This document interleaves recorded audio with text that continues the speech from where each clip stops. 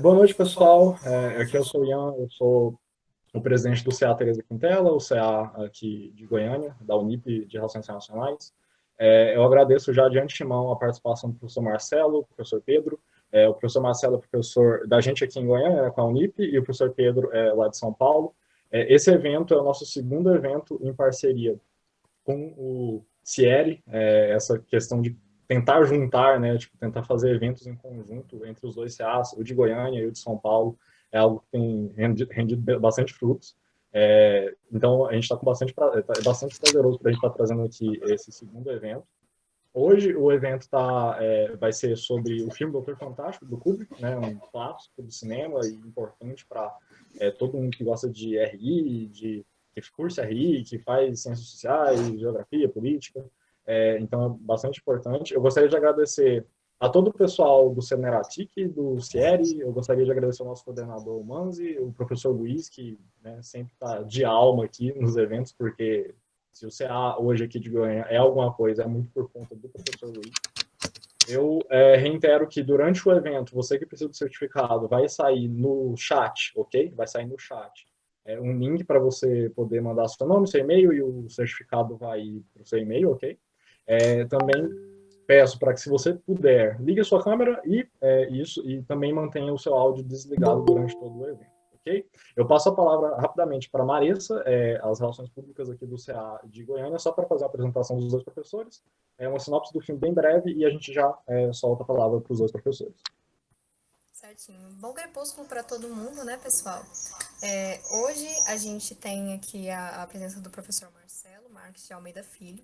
Ele é doutorando em Ciências Sociais, Estudos Comparados sobre as Américas e professor do curso de RI na Unip, né? Aqui no campus Flamboyant de Goiânia. Ele é membro associado do FOMERCO, membro do NEAB e do GPERG. Falei certo, Marcelo? Isso. Que bom. E o professor Henrique Mota, que vai estar participando dessa discussão sobre o filme com a gente, ele é professor de Relações Internacionais na Unip de São Paulo e mestre em Ciência Política. É doutorando pelo Programa de Pós-Graduação em Relações Internacionais Santiago Dantas e na área de concentração, instituições, processos e atores. Também é pesquisador do Núcleo de Estudos e Análises Internacionais NEAI. E hoje a gente vai estar fazendo esse debate, né, sobre o filme do Doutor Fantástico, do diretor e roteirista Stanley Kubrick, que traz o episódio de um general insano que acredita que os comunistas planejam dominar o mundo, né, e dar ordens para bombardear a Rússia. E isso inicia um processo de guerra nuclear. As comunicações são interrompidas e esse general é o único que vai possuir os códigos das bombas, né, para evitar que uma terceira guerra mundial aconteça, né? E ao mesmo tempo, o presidente e os assessores lá estão no Pentágono reunindo, né, tentando desesperadamente parar esse processo. E é sobre esse filme que a gente vai estar debatendo agora com os dois professores. Se vocês tiverem qualquer pergunta, manda no chat que a gente vai estar reunindo para fazer um momento de perguntas e respostas com os professores. E qualquer dúvida, Pedro e Marcelo, vocês podem parar, que a gente está dando aqui total suporte para vocês. Então é só falar aqui com a gente, que é isso. Estamos à total disposição aqui durante a palestra. É com vocês. Você gostaria de começar, Marcelo? Posso começar, sim. Tá bem.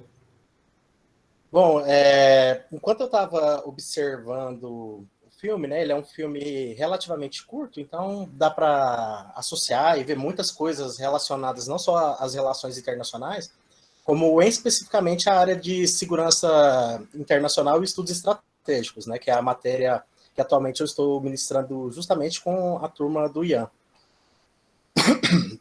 E esse filme, é claro, né, ele é um filme de 1964, um ano emblemático principalmente para o Brasil, né, que foi o ano do golpe militar aqui, e tem muita ligação entre essa questão da paranoia militarista, da questão da hipersecuritização, com a nossa própria questão regional. É claro que nesse filme é retratado diretamente a questão Estados Unidos, União Soviética, né? Só que uma das coisas que a gente observa no filme é, ao mesmo tempo, a questão da propaganda ideológica do cinema hollywoodiano, né, que é algo que foi bastante utilizado e difundido, inclusive como arma ideológica do capitalismo, né, estadunidense, do imperialismo estadunidense durante a Guerra Fria, mas ao mesmo tempo, se a gente perceber, né, como o filme inclusive ele é categorizado no gênero comédia e guerra ao mesmo tempo, nós observamos que tem um tom irônico, um tom crítico em relação a essa questão da guerra, tanto que se a gente for já pular ao final, no fim das contas o maior prejudicado pela loucura que fica nessa questão do general e de pessoas ligadas a ele ali sobre uma ameaça comunista, ela acaba se voltando contra o próprio Estados Unidos, né, que acaba sendo o principal prejudicado e, tipo, não antecipando e não atropelando não atropelando o carro na frente dos bois. Então vamos por parte, né? Uma coisa que é sempre bom observar na obra do Kubrick é a questão da ironia, né? Então ele traz muita ironia, inclusive quando nós estamos observando ali o próprio diálogo entre lideranças mundiais ali, nós observamos um tom um tanto quanto infantilóide, né? Não é à toa que o filme ele é classificado como uma peça que ao mesmo tempo é de guerra e é de comédia, né? E uma das questões aqui que a gente sempre tem que ter em mente é sobre essa ideia que é passada ao longo de todo o filme sobre uma arma do juízo final, que seria uma arma de destruição em massa, uma arma de amplo poder nuclear, já que nós estamos falando aqui sobre justamente a questão da corrida armamentista, né? E isso aqui acaba trazendo outra ironia, embora no filme, se fale sobre essa questão de uma ameaça comunista, de uma ameaça ideológica e principalmente da ameaça nuclear comunista, foi os Estados Unidos que primeiro detonaram as bombas nucleares, né, em Hiroshima e Nagasaki, e foram eles que então fizeram que se iniciasse essa corrida armamentista nuclear. E ao longo do desdobramento do filme, nós observamos essa paranoia do pós-guerra, né? Tem a questão da espionagem ali a todo tempo, a espionagem, a inteligência, contra-espionagem, e o medo dos Estados Unidos de sofrerem um ataque nuclear, justamente também poderia ser uma retaliação aos próprios atos que eles fizeram, né? No caso, seria até mesmo uma própria consequência prática do que eles fizeram arbitrariamente para finalizar a Segunda Guerra Mundial. Porque, no fim das contas, explodir bombas nucleares em áreas civis se trata de genocídio, né? Nada mais é do que genocídio. E, dessa forma, também, fica meio que subentendido que a Rússia ela estaria numa posição inferior, mesmo em relação às tecnologias da época, né? Já que, pelo que eles deixam claro, a qualquer momento os Estados Unidos poderiam invadir o espaço aéreo russo, e que eles poderiam, então, de qualquer forma, detonar armas nucleares ali. Então isso é meio contraditório, já que no meio disso tudo aqui também já está se ocorrendo a corrida aeroespacial, os armamentos, eles estão começando a se tornar cada vez mais arrojados, então um momento internacional de grande expansão do poderio militar dessas duas nações e das tecnologias militares em si como um todo, né? E, ao mesmo tempo, eu não saberia falar com precisão, mas creio eu que nesse momento ainda não existiam os escudos antimísseis. Mas, de qualquer forma, as forças aéreas elas estavam ali em constante vigilância. Até porque, nesse momento em específico, não fica muito claro, pelo menos eu não consegui perceber ao longo do filme, em qual período especificamente se passaria. Tudo que eu posso dizer é que é após 1946, né? Já que é a única data mencionada justamente pelo general, já estaria se encaminhando para, então, o desenvolvimento dessas questões de paredões de mísseis, né?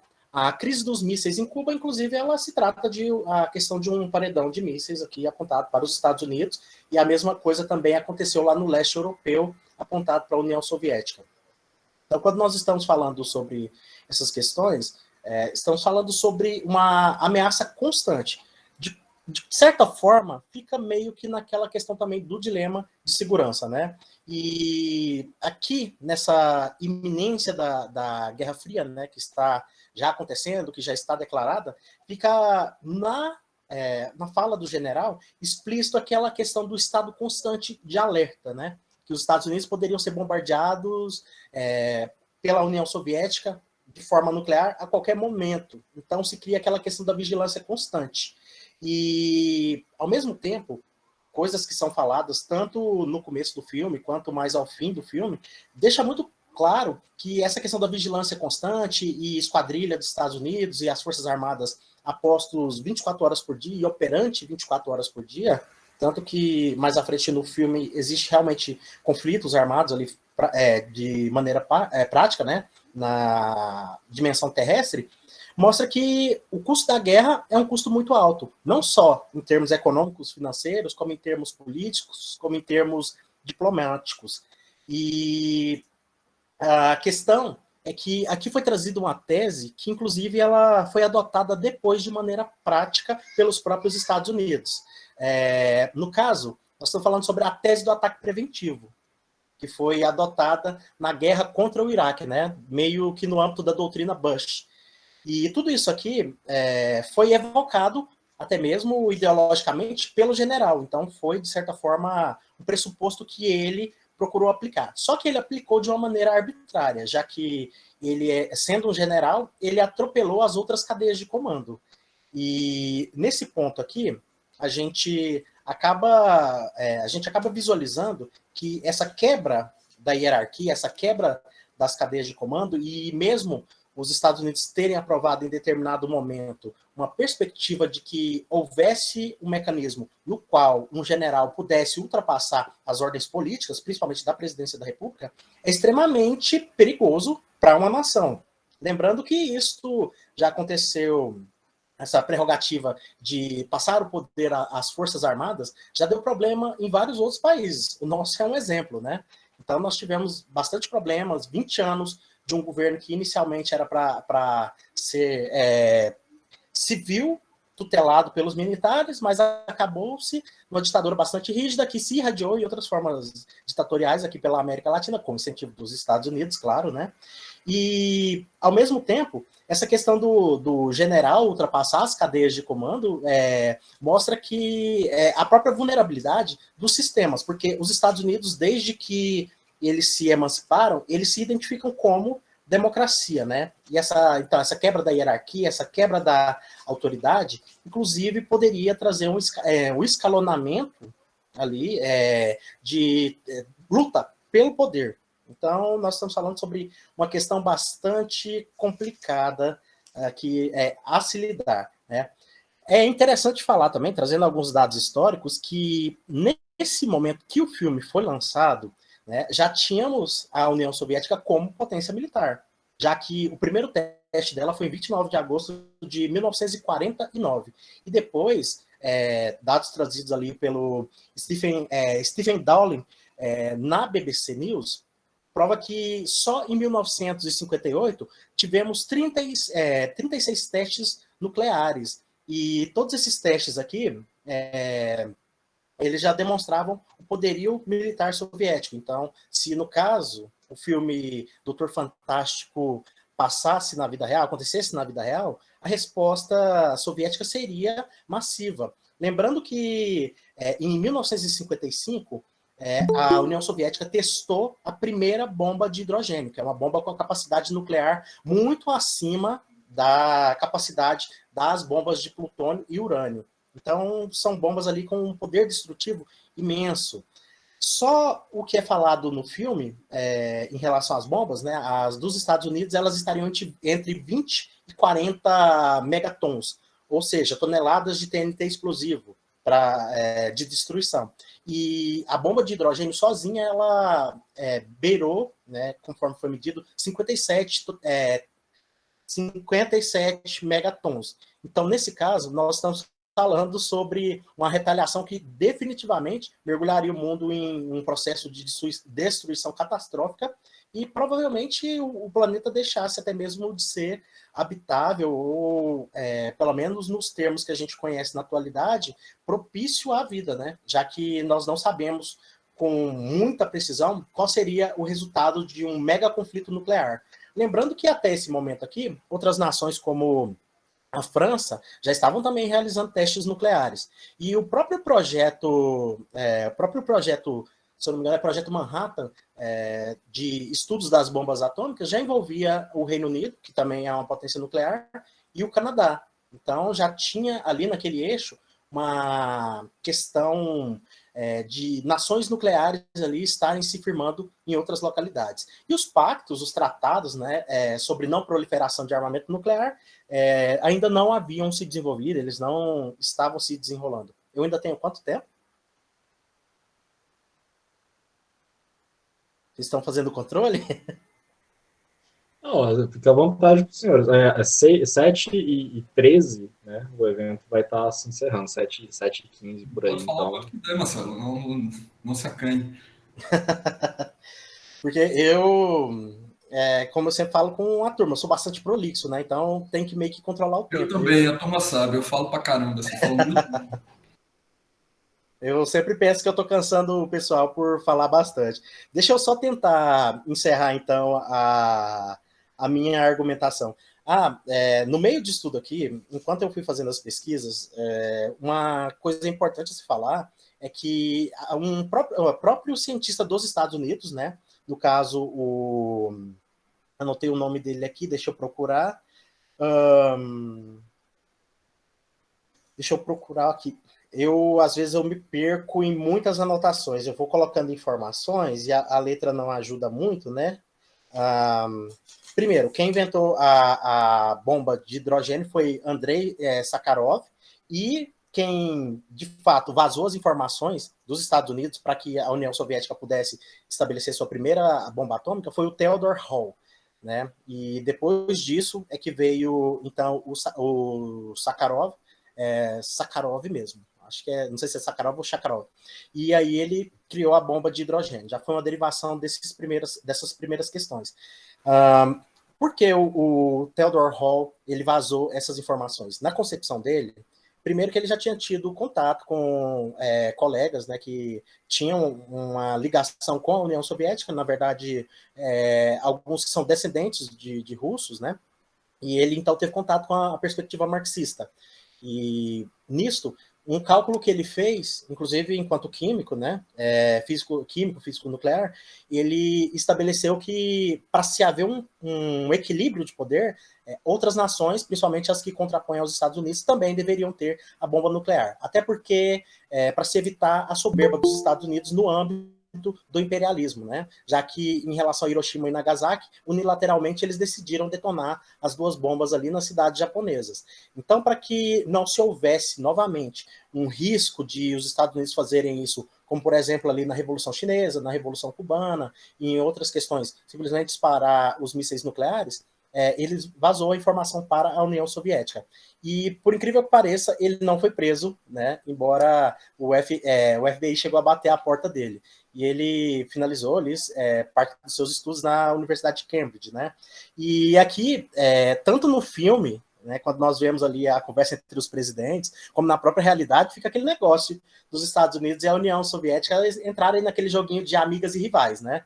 Já que eles foram aliados e mesmo depois do fim da guerra permaneceram aliados, ali dentro do Conselho de Segurança da ONU, com alguns momentos de distensão, como por exemplo na DETAN, lá à frente, né? Je ne pas parler français, então meu francês é péssimo, então se eu falar errado é isso. E aí, então, a questão é que para que se havesse esse sistema de pesos e contrapesos, o Theodore Hall, ele morreu, inclusive, afirmando que ele fez a decisão acertada e que justamente uma coisa que comprova isso é que depois que ele vazou as informações, nunca mais teve um ataque nuclear dos Estados Unidos. Então, eu acho que nesse ponto é meio inquestionável o que ele pensa, né? Uma questão que a gente pode observar lá no filme é essa escalonada do próprio dilema de segurança, né? O dilema de segurança onde um Estado super se arma e os outros vão se armar em resposta e entra, por vezes, ou num conflito ou na questão do armistício e aí fica aquele perigo global e foi justamente o clima lá da Guerra Fria, né? De uma ameaça de guerra nuclear a qualquer momento, de erupção de um super conflito nuclear entre superpotências. E é claro que uma questão que a gente precisa avaliar também é a figura do general em diálogo justamente com o capitão inglês, né, que estaria numa patente abaixo dele, mas representando outra nação aliada, né? E aqui fica bem claro a questão da tomada de decisão unilateral do general em relação à União Soviética. De certa forma, isso aqui é uma própria crítica aos Estados Unidos, né? Esse general, ele encarna aquele momento dos Estados Unidos que eles decidiram disparar 2 mísseis nucleares no Japão, né? Sem necessidade aparente de que isso fosse feito, já que eles já estavam o eixo já estava ganhando a guerra, né? Tanto ali no Ocidente e no Oriente a supremacia dos Estados Unidos já de certa forma já estava comprovada. Né? Lembrando que as outras nações ali também estavam, a própria União Soviética também estava já combatendo nas várias frentes ali. Então, meio que foi uma exibição de poderio mesmo, né? Nada mais foi do que um próprio narcisismo. Se a gente for avaliar a própria questão do general pela ótica da psicologia, a gente pode observar nele algo assim do transtorno paranoide, algo meio esquizofrênico, ou até mesmo sociopata, né?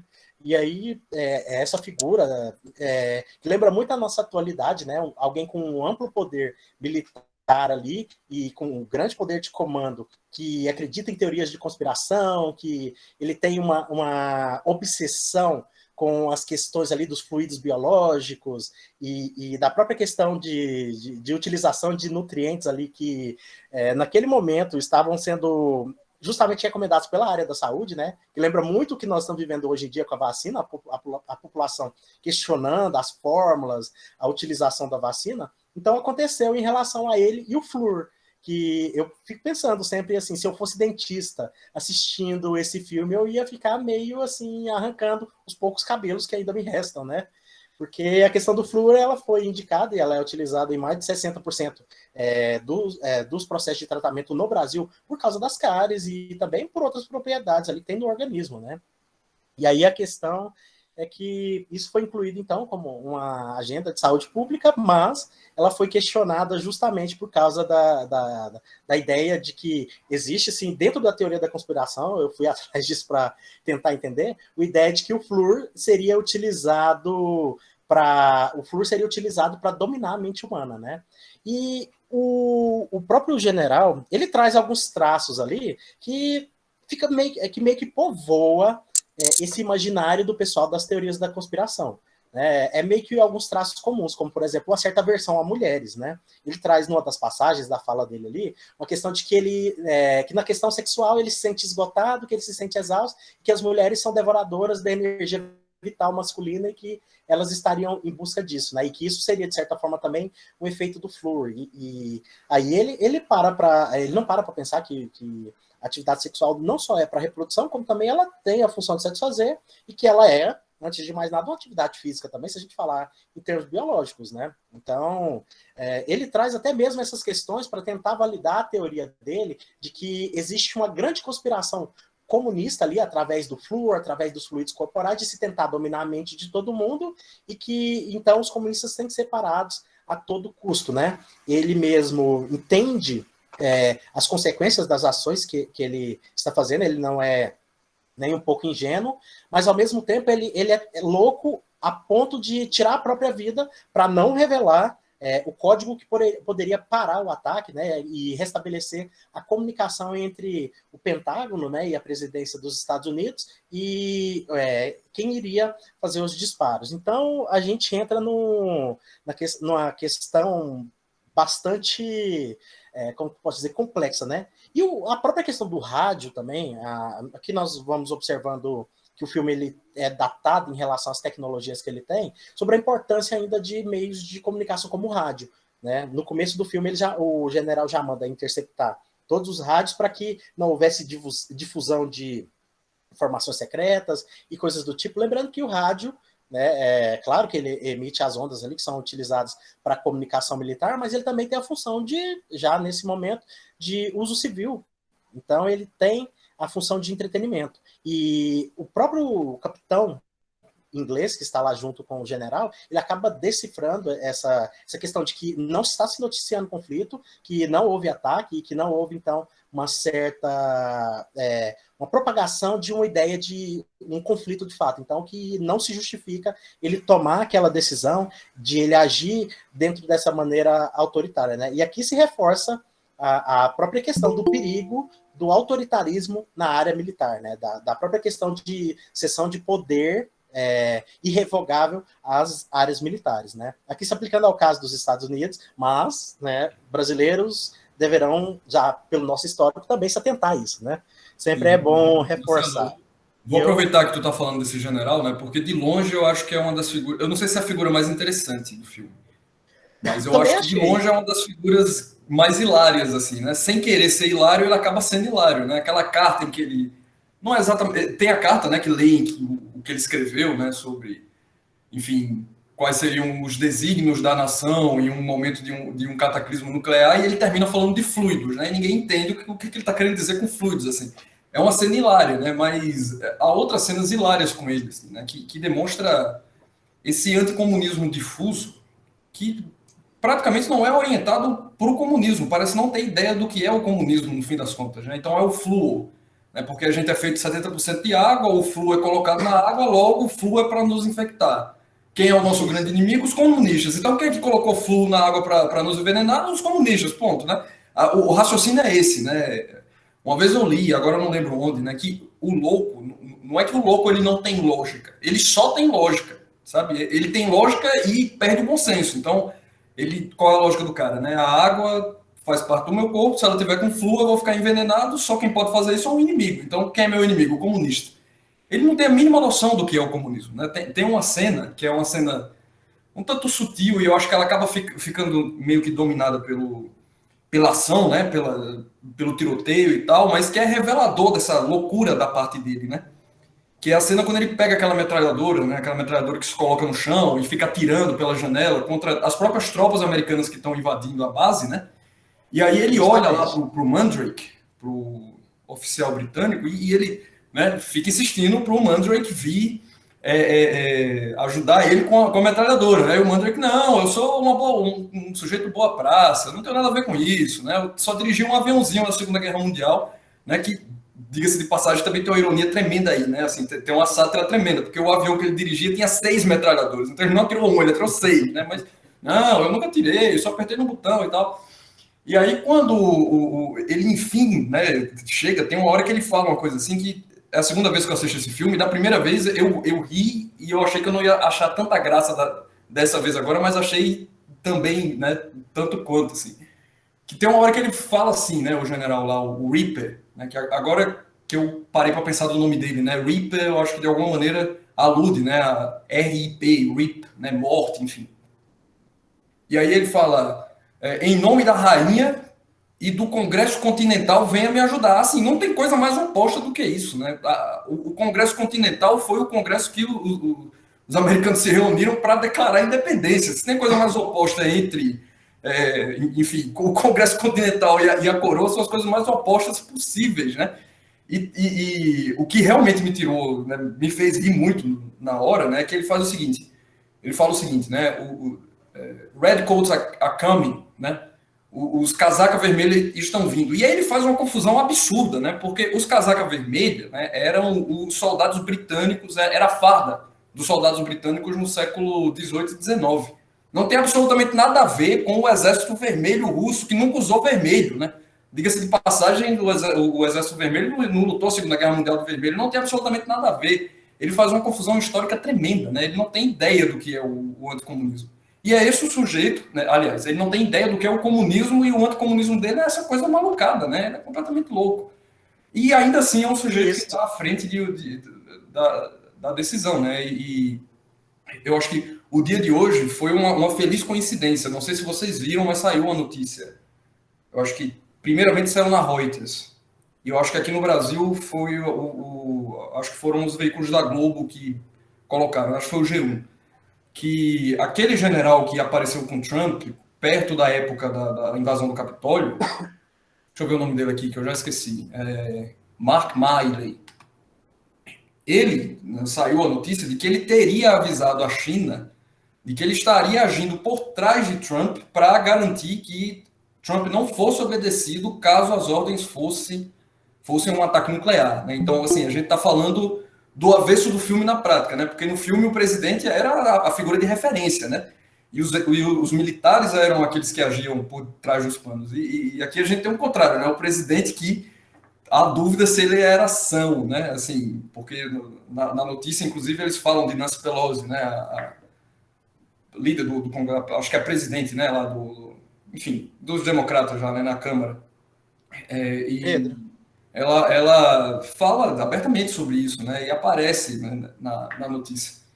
E um detalhe interessante, né? Assim, que as figuras que parece ter alguma moderação são o soldado britânico, né? O general britânico, que, assim, né, meio que encarna esse sujeito da Europa tradicional, né, meio que conservador até, né, que não deixa de ter suas contradições, como a coisa dele de dizer que ele só fez dirigir um avião, nunca tirou uma metralhadora, quando na verdade ele tinha tirado 6, né, de uma vez, porque é o que tem no avião, mas que ainda tem pelo menos alguma noção, né, do que é a balança, ou o jogo de balança de poder mais tradicional. Então, não, você não pode jogar bomba atômica na União Soviética sem mais nem menos, você não pode criar, né, um fato que justifica uma guerra depois, ou pelo menos é a tentativa que eles tentam, né, colocar no filme de alguma maneira, porque a gente sabe o que a Inglaterra fez na Segunda Guerra Mundial também, né, a cidade de Dresden na Alemanha que o diga, né, como os bombardeios aliados, né.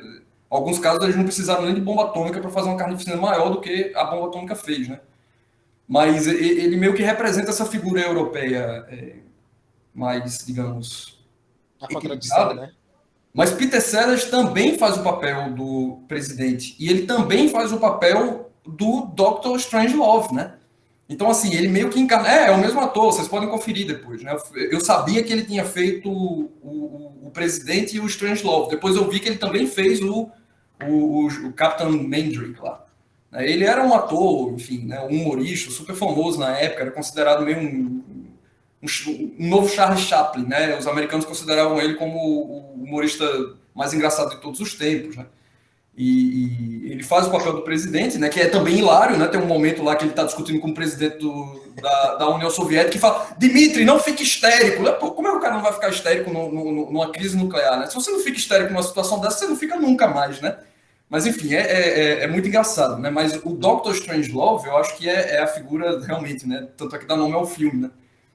Que, se a gente parar para pensar, tem uma alusão clara aí a Von Braun e outros cientistas que os americanos e os soviéticos também vão levar, né, para ajudar mais na criação dos foguetes, né, tecnologia jato, que os alemães já estavam dominando no final da Segunda Guerra Mundial, mas ali ele representa outra coisa, né, uma coisa muito mais tenebrosa. Não sei se eu estou avançando muito no que você estava planejando discutir, mas ele representa uma visão totalitária que acaba se propagando meio que por debaixo dos panos, né? Porque ele é aquela figura que, né, responde ao presidente, apesar de que às vezes ele confunde e chama o presidente de Mein Führer, né? Assim, tem uma hora que ele grita Mein Führer, né? Porque, enfim, ele esquece que ele agora está numa democracia, né?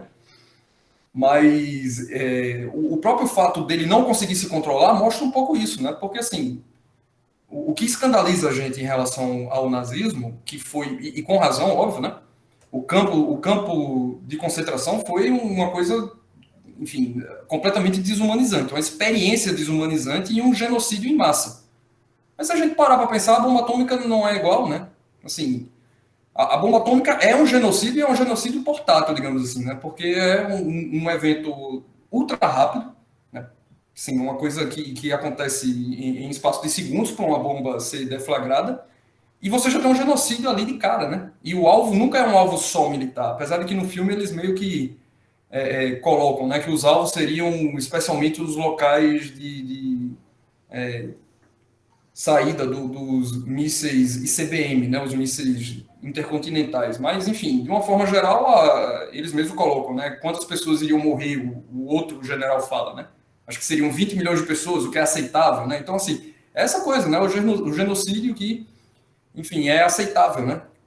Que é o genocídio da bomba atômica. Enquanto que o genocídio, com razão, né? O genocídio dos campos de concentração foi algo ultra denunciado, inclusive pelos americanos. O genocídio da bomba atômica aconteceu durante a Segunda Guerra Mundial e foi visto como, de uma certa forma, legítimo, né? Os americanos não tinham outra escolha, os japoneses não iam se render nunca, né? Mais pessoas iriam morrer se eles não jogassem a bomba atômica. E durante a Segunda Guerra Mundial, o genocídio foi o que não faltou, né? A bomba atômica só leva a coisa para um nível imediato. Um assim, nível imediato, essa destruição. um nível imediato, exato. Né? Assim, uma vez eu vi uma estatística, não sei se é verdade, né? Que morreram mais japoneses com bombas incendiárias, né? Porque os americanos sabiam que as casas japonesas eram feitas, né, à base de madeira e com materiais que são bastante inflamáveis, então eles jogavam bombas incendiárias na cidade japonesa. Morreu mais gente, né, com esse tipo de bomba do que com a bomba atômica, mas não é a questão do número, né, é essa questão da desumanização completa. Né? As pessoas não só morrem em escala industrial, como morriam no campo de concentração, mas de forma instantânea. Né? E o Dr. Strangelove mostra o final da coisa, né, assim, levando a coisa para um nível do cataclisma global, né, com a máquina do Doomsday Machine, etc. lá. No fim das contas, ele fala, né, a gente vai poder repovoar o mundo com sujeitos que têm características físicas desejáveis, né, com pessoas atraentes, 10 mulheres para um homem, né, então, trazendo validando e radicalizando o patriarcalismo, né, e o que a gente para pensar não era o que os nazistas queriam, no fim das contas, né? Não era uma eugenia completa, e isso se consegue, na visão deles, né? Assim, o que aparece no filme, exatamente com um cenário de cataclismo nuclear, né? Quem vai repovoar o mundo são os poderosos e quem eles escolherem para ser, né? E aí eles tinham um nazista, né, que estava dando ideias de eugenia no meio de todo o processo, né? Assim, é algo... Eu não sei se a comparação cabe muito, né? Mas quando eu assisti esse filme, eu fiquei lembrando pertinente do Grande Ditador, né? O filme de Chaplin. Que o Grande Ditador termina com uma mensagem positiva, né? Uma mensagem de vitória.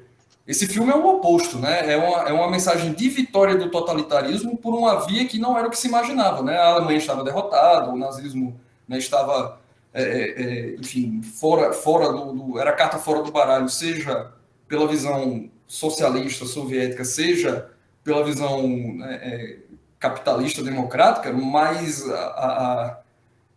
o que movia o nazismo, né, o racismo, enfim, o genocídio, sobreviveu com uma coisa como uma bomba atômica, né? O aspecto mais humanizante da coisa mesmo, né? E a bomba atômica é o oposto dessa humanização. Mas, enfim, é um baita filme, é super interessante. Não sei se eu adiantei muito a sua discussão, né? Eu acabei engatando também, que nem você estava, né? Assim, fui falando. Não sei se eu vou ser mais rápido do que você gostaria, né? Melhor assim que não fica um monólogo. Porque, assim, quando junta dois falastrões, a gente corre o risco de fala, né? Sem monopolizar a fala. Os alunos já me odiar, mas falo pra caramba. E não consigo, né? Eu não consigo parar. Eu acho que é porque a gente passa muita informação. É muito compulsório. Porque nossa cabeça pensa acelerada e... É compulsivo. Muitas... Não, acho que é melhor assim. É a vida do hiperativo, né? Então... De qualquer forma, assim, você falou um monte de coisas interessantes. E, assim, quando você trouxe principalmente a questão do Dr. Strangelove, o título ao filme, né? No caso do Doutor Fantástico, dá título ao filme, ele tem um papel importante? Tem, mas no fim das contas, o grande destaque e a grande atuação, quem rouba a cena é o general. Né? E interessante saber sobre esse dado do Peter Sellers interpretando vários personagens ali.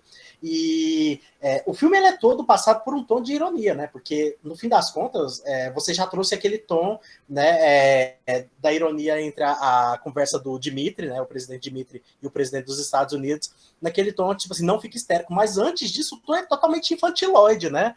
Parece dois amigos, na verdade, parece quando você está conversando com seu irmão mais novo, tipo assim, olha, como é que você tá? Você tá bem? Te liguei porque tá tudo bem aqui, quero que permaneça tudo bem, assim, mas no fim das contas, tipo assim, eu liguei para falar que eu tô mandando 4 aviões com mísseis nucleares bombardear o seu negócio, mas não fique histérico. Aí... Não fique histérico, pô. Como assim? Você tá à beira de cataclismo nuclear de alcance global, você não vai ficar histérico. Isso. Ian, você querendo falar alguma coisa ou...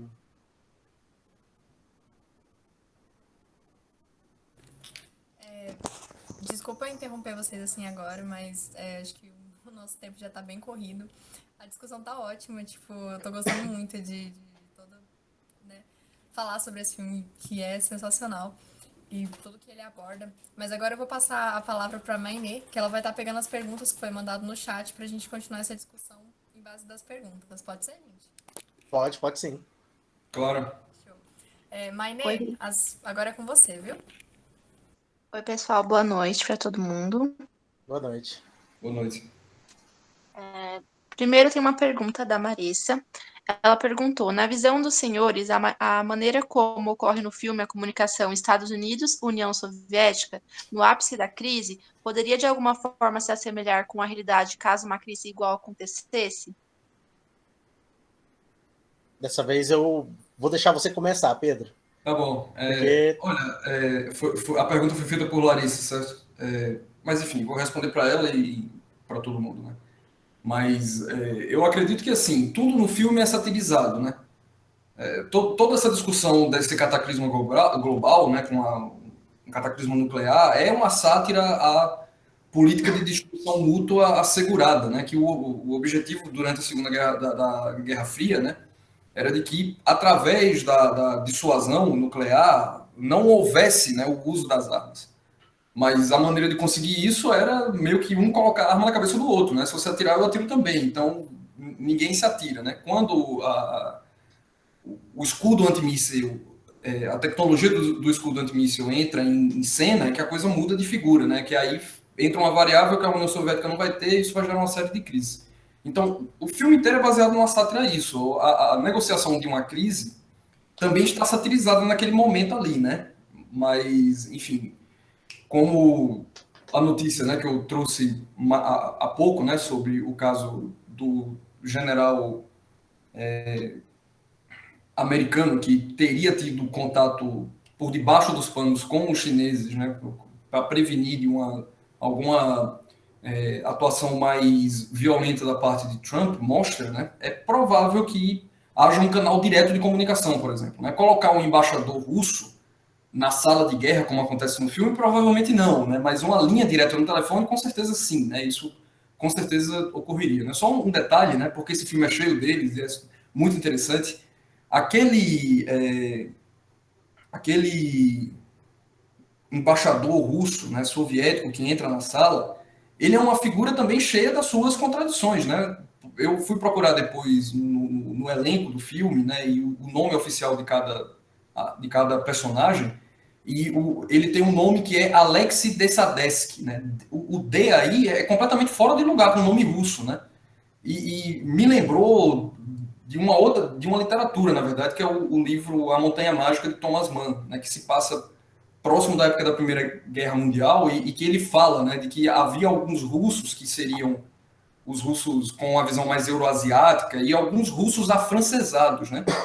E aí eu acho que é o caso dele, né? Porque você vê que a primeira cena que ele aparece quando ele entra no salão de guerra, ele vai olhar para a culinária, né? Ele vai olhar se tem peixe e vão dizer que não tem peixe, né? E aí ele pergunta se tem um ovo feito de tal forma e não tem, né? E assim, mostrando também que você está tratando ali, quando você fala de um embaixador, por mais que fosse da União Soviética e tudo mais, né? Que era elite, né? Que era uma pessoa que estava, que o interesse dele não era necessariamente o interesse do povo soviético de uma forma geral, né? Ele era um sujeito, para todos os efeitos, era um aristocrata, né? Então, assim, a comunicação entre governos, né, ela também passa por esse tipo de figura, né? O interesse de um governo específico, das pessoas que estão à frente desse governo. Mas eu acho que sim, um canal direto, eu acho que teria, mas não do jeito que está lá, né? Colocar no salão de guerra, certamente não. Nossa, nós temos 10 minutos. Então, eu também vou tentar responder a essa questão. Bom, a forma como é colocado ali é totalmente fora dos eixos de diplomacia, principalmente da paradiplomacia, né? E da diplomacia presidencial. Se a gente for olhar a forma como acontece a comunicação ali, ela é bastante informal. E quando se trata desses líderes de Estado, para além de, já nesse momento, já haver a ONU, né, e creio eu que também já o Conselho de Segurança, Então, essa questão seria comunicada de maneira global, e ficou no filme uma coisa muito unilateral, né? Ficou bilateral, na verdade, né? E sobre essa questão também, uma coisa que eu estava pensando, inclusive, sobre essa notícia lá da questão do general negociando já com a China para barrar ideias belicistas do Trump. Né? E quando a gente... Eu imagino que se o Karl Clausewitz tivesse vivo, assistindo esse filme e presenciando esse fato nos Estados Unidos, né, em relação ao governo Trump bastante controverso nessas questões, né, querendo até mesmo enfrentamento militar com a China ou com a própria Rússia, e para ele, que ele preza muito que a política deve ser quem conduz de fato a guerra, né? Enquanto o general já pensa que a guerra pertence aos generais, que eles que são os pensadores em questão estratégica, acho que ele sairia chorando do cinema. Eu acho que ele não, tipo assim, a tese dele ela entra bastante em contradição. Na questão da tela, fica ali evidente a questão da loucura do general, né? Da sociopatia dele e dessa ideia de grandeza, né? Dele, inclusive, se achar acima do presidente, né? Que o presidente não teria as capacidades técnicas, ele não teria as capacidades de tomar decisões ali acertadas em termos militares, né? E os fatores sociais também têm que ser sempre considerados na questão da guerra. E os crimes de guerra, eles passaram a ser considerados depois, é claro, né, dessa parte do conflito, né, da Segunda Guerra Mundial. Então, a gente, na atualidade, já tem ordenamento sobre ali políticas e situações ali humanitárias, né, dentro das próprias guerras. Então, igual eu estava trabalhando com os alunos, a guerra não é uma constante. Então, dentro da guerra, existem momentos ali de distensão, existem momentos de cooperação, existem momentos ali de interrupção dos conflitos, tem armistícios, tem várias questões. Então, se fosse no caso atual, primeiro que a gente tem as barreiras culturais, né, a comunicação entre um governo russo e um governo estadunidense, que tem duas dimensões socioculturais, linguísticas muito amplas, elas passariam por intérpretes, elas passariam por mesa de negociação, e a urgência da situação também, né, envolveria o mundo todo dentro do conflito. Então, não seria uma coisa que se restringiria a Estados Unidos e União Soviética. Então, seria um cataclisma global, né? Já que nesse momento a gente também já tinha outras potências globais.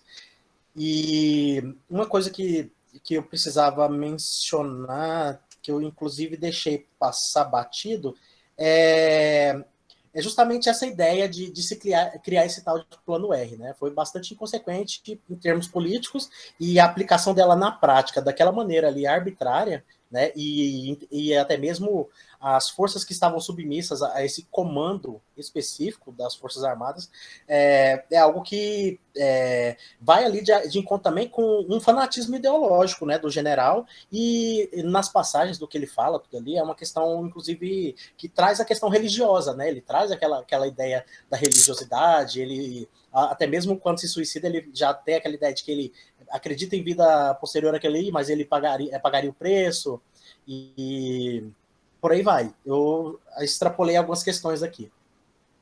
Eu acho que já posso devolver a fala. Tem só mais uma pergunta. É da Isabela. Como vocês enxergam esse tipo de situação repetindo no presente? Porque, por mais que seja satirizado, atualmente existem pessoas que levam o comunismo ao pé da letra. Por exemplo, um senhor que estava vestido com uma camiseta vermelha próximo a uma manifestação pró-bolsonarista foi agredido por esse fator. PS, no caso, a camiseta vermelha refere-se ao PT, que é ligado sempre à ditadura comunista. Você quer começar, Marcelo? Eu posso começar. Tem pouco tempo, inclusive, só tem 5 minutos, eu acho que só vai dar para você falar. Não, na verdade eu vou tentar ser breve, mas assim, eu vou puxar a sua própria fala, Pedro. As pessoas não conhecem o que é comunismo, né? No fim das contas, o comunismo é uma ideia que está ali dentro dos escritos do Karl Marx, e depois também adotado pelos marxistas, que é uma etapa a ser atingida dentro do socialismo. Antes do comunismo vem o socialismo, né? E assim como é uma ideologia, o imperialismo também não deixa de ser uma ideologia, né? E eles têm seus prós e contras. A questão é que, na atualidade, as pessoas, assim como no passado, estão novamente se pautando pela ideia do senso comum. Se fala muito sobre a questão marxista, mas o Marx está presente dentro de várias questões científicas. Ele é importante na sociologia porque ele é o pai da sociologia científica. Ele é importante na história, por causa das análises do materialismo histórico dialético. Na economia, ele foi quem melhor previu, inclusive o capitalismo não vive sem Marx, né? Nos momentos de crise é ele que é chamado para entender a estrutura do capitalismo, a dinâmica do capitalismo. O capitalismo se reformula através da própria concepção que o Marx teve, né? Daí o Keynes também teve uma visão ali a partir de uma veia, de certa forma, realista, né? Para corrigir algumas distorções do pensamento liberal, de autorregulação, e que se traz o Estado para essa questão, mas aí o comunismo mesmo fica, embora eu seja marxista, a gente entende que o comunismo fica na questão da utopia, né? Então é uma utopia, ele nunca se concretizou, e os símbolos que são atrelados a ele, por exemplo, a cor vermelha, como o próprio Pedro trouxe, o exército soviético ele não marchava usando vermelho, isso foi algo do exército britânico, e na atualidade, então, essa associação de símbolos ali, de partidos políticos, né, da própria esquerda, uma unificação da ideia de esquerda, né, lembrando que a esquerda nasceu na Revolução Francesa, a esquerda, lá no seu berço, ela é liberal, né, e tem outras vertentes, tem a esquerda anarquista, tem a esquerda marxiana, que ou marxista, né, marxiana quando bebe direto no Marx, marxista dos intérpretes do Marx. E é isso, né, eu acho que essa questão ideológica, ela tem sido adotada novamente como uma questão de contraponto a... Hoje não se fala sobre imperialismo, né, mas assim, sobre o nosso tipo atual de capitalismo, que é o capitalismo neoliberal, e por aí vai. Espero que tenha sobrado algum tempo para você, Pedro. Não, bem rápido, né? Eu li aqui a pergunta dela, né? Abri aqui o chat. Inclusive, eu só vou reforçar, eu coloquei aqui o link para a reportagem que eu acabei de falar, né? Do general lá em Trump e tal, né? Com Trump, e tá na Reuters. Mas eu li a pergunta aqui da colega e eu só queria pontuar o que Marcelo já pontuou, eu queria reforçar, na verdade, né? Não é o caso de levar o comunismo no pé da letra, né?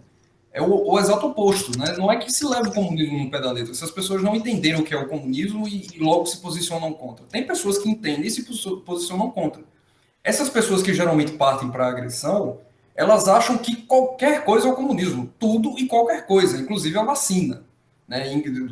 No filme era o flúor, agora é a vacina. Né? Então, assim, o risco que há nesse momento, que eu acho que é o que deixa todo mundo assustado, é de não saber de onde vêm mais, né, esses movimentos que, no fim das contas, são movidos à base da ignorância, né, da desinformação completa.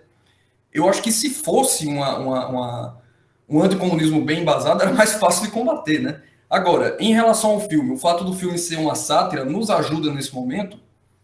Olha, se a gente começa a conseguir rir de quem, enfim, está propondo violência, é o primeiro passo para que a gente consiga reagir, né? Eu acho que há uma tendência para as pessoas se colocarem, de qualquer espectro político, tá? Mas, enfim, há uma tendência para as pessoas, nesse momento, se colocarem numa posição de intimidação perante uma pessoa que ameaça usar da força, né? Se você consegue rir dela, eu acho que tudo fica mais fácil, né? É um primeiro passo, não é suficiente, mas eu acho que é um bom começo, assim, né? Isso. Uma coisa, Pedro, que é importante da gente falar é que, nesse momento, nós estamos num momento de muita polarização, não só no Brasil, mas no mundo todo. Só que no Brasil, especificamente, essa questão da ameaça comunista, ela tem um fundamento ali que é utilizado por grupos conservadores da sociedade desde muito tempo. Sim. Lá na época do Getúlio Vargas já se utilizava essa questão da ameaça comunista. Tudo DN, né? Isso. A direita, o regime militar chegou a isso. E o regime militar ele se sustentou com base nisso. É uma ameaça comunista super poderosa e que ela é ideológica e potente, mas ela nunca chega, né? E se a gente for parar para pensar também essa questão do tipo assim dessa cisma, quase uma questão religiosa Marcelo, em relação. Eu vou ter que vai estar encerrando agora.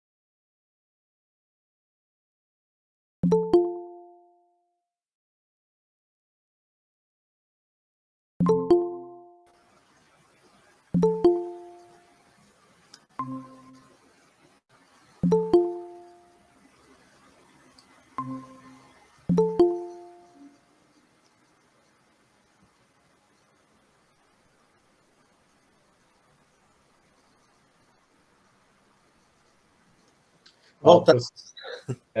Não, esse negócio do Meet. eu mandei para você e pro Pedro, só esperar o Pedro voltar. Que eu vou estar só. Meu áudio tá normal? Tá normal. Não. Esse Só para link foi agradecer divulgado vocês para os demais mesmo. colegas? Eu mandei. É só para a gente agradecer, porque o evento tá todo gravado, e eu acho que o miolo do evento, que é a parte importante, tá toda gravada, vai para o YouTube, vai editado, vai tudo bonitinho. Eu tô chamando Seria aqui bom só nós pra... fazermos pelo menos uma finalização por aqui. Bora. Se o Pedro entrar, a gente finaliza assim. Vocês conseguiram falar com ele? Eu já Sim, mandei ó. o link pra ele, tá? Vou ver se ele entra. Eu vou só agradecer também, e também pedir até desculpas, né? Porque esse negócio do Meet pegou a gente de surpresa, a gente caçou soluções, mas a curto prazo, assim, não deu para arrumar nada. Mas para os nossos próximos eventos a Não gente relaxa. já arruma isso. Nossa, a assinatura do Meet tá $8. E por estar em dólares é pesadíssimo, $8 por mês, né? Então dá mais de R$ 40 por mês só para poder ter acesso a chamadas. Isso para preço brasileiro, com a inflação e com o jeito que o país está, é impossível. É porque o mundo está todo digitalizado, né? Então, quem está reinando no momento é o Zoom, o Jitsi Meet, o Google Meet, e essas plataformas assim, né? Isso, uma coisa que eu também penso, Letícia, é porque eu não sei como tá o Zoom na questão pública, né? Mas eu, pelo menos pela minha assinatura institucional, eu posso colocar uma reunião com 2 ou mais horas, né? Inclusive, eu utilizo o meu próprio Zoom para gerar os links para minhas reuniões de orientação de iniciação científica. Né? Porque daí dá para eu conversar com... O Zoom aberto só dá 30 minutos. Tem que ter o institucional, sabe? O em aberto dá só 30 minutos. Isso, uma coisa que vocês podem tentar ver é se, justamente com a assinatura, o e-mail institucional de vocês da Unip, vocês não teriam uma prorrogação dos prazos, né? Porque eu tenho certeza que o meu é justamente por causa do meu e-mail institucional. Meu Zoom comum, eu acho que ele não teria esse alcance. A gente vai ter que dar uma olhada nisso sim, sabe? O Pedro respondeu uma coisa, Larissa?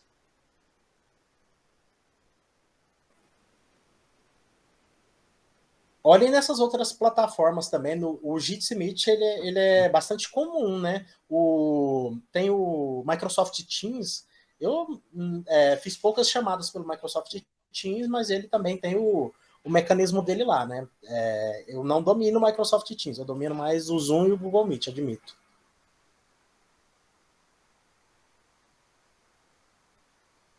A gente também vai ver aquela questão dos stream, né? Poder streamar em vários lugares ao mesmo tempo também é interessante. Transmitir ao mesmo tempo. Porque o CA tem YouTube, né? E a gente espera que o YouTube do CA fique cada vez mais profissional. A gente está trabalhando nas thumbnails, né? Está trabalhando em editar os vídeos para poder as lives ficarem só a abertura, o encerramento certinho. Então a ideia é só melhorar mesmo. Mas de antemão, esse evento foi fantástico, eu me diverti muito. A sua fala foi aquela fala mais técnica e tal, né? E o Pedro veio trazendo mais uma parte de curiosidade que eu não fazia ideia. Foi muito legal. O Doutor Fantástico eu já tinha visto 2 vezes também. E é um filme que parece que cada vez que você vê mais ele, cada vez que ele fica mais maduro, você vê coisas novas, né, dentro do filme. Cada vez que você vê ele, depois de alguns anos, de um espaçamento de anos, o filme fica mais interessante e você consegue encontrar mais coisas dentro do filme. Agora, uma dúvida, aproveitando aqui nesse momento. Eles chamam no filme, né? O filme é de 64. Eles chamam, e eu posso estar enganado, né? Mas eles chamam a União Soviética de Rússia o tempo todo. Se o filme foi feito em 64, como que isso está acontecendo? Porque não deveria ser União Soviética? Mas assim, uma questão. Primeiro, é a primeira vez que eu assisti o filme. Eu gostei do filme, só que eu fui assistindo ele de uma maneira analítica, né? Então eu quero assistir ele de novo. Tipo assim, estou apreciando a terceira arte. Você falou sobre qual questão especificamente ali sobre a questão da União Soviética? Eles chamam a União Soviética de Rússia o tempo todo no filme. Não sei se é porque a gente assistiu na versão portuguesa também, né? Tipo assim, a versão traduzida. e algumas coisas ali acabam sendo adaptadas, né? Eu vi legendado. E é tipo assim, eles estão falando Rússia mesmo, em inglês, Rússia né? Tipo, mesmo. não tô falando só na legenda, eles estão falando na fala mesmo, né? Em inglês, tá falando Rússia. Isso é esquisito, não é estranho? Porque a Rússia só vem a existir só, né, após o fim da Guerra Fria. Na verdade, a Rússia ela é anterior, né? Só que a Rússia ela era um império. E o centro da União das Repúblicas Socialistas Soviéticas era a Rússia. Então a Entendi. revolução ela partiu. Oi? Por isso, então, eu tô falando, pode ser também falta de conhecimento meu. Então, antes, porque eu sempre ouvi falar que era a União Soviética, depois teve na Guerra Fria e Rússia. Então, existia uma Rússia, digamos assim. Na verdade, assim, a União Soviética ela é posterior ao reino da Rússia. Tanto que a Revolução Russa, no qual os bolcheviques, os leninistas, eles se tornaram vitoriosos, foi algo que aconteceu ali para tirar os czares russos. Então, a Rússia ela é o grande eixo, o grande centro tipo assim, ela é o grande eixo, o grande centro da União Soviética, né? Tanto que, ao se acabar a União Soviética, a Rússia ela meio que se manteve intacta ali, e tem povos russos em outros territórios. É por isso que, naquela questão lá na Ucrânia, em outros lugares, eles ainda conseguiram uma certa adesão política, sabe? E de influência da Rússia. Então, a União Soviética ela é posterior à Rússia. Existia a Rússia, o Império Russo. Era Império ou Reinado Russo? É alguma coisa assim. Resumo, acho que era Império. O Império Russo, daí depois da Revolução, é que se tornou a União Soviética e houve aquela associação ali dos estados satélites, né?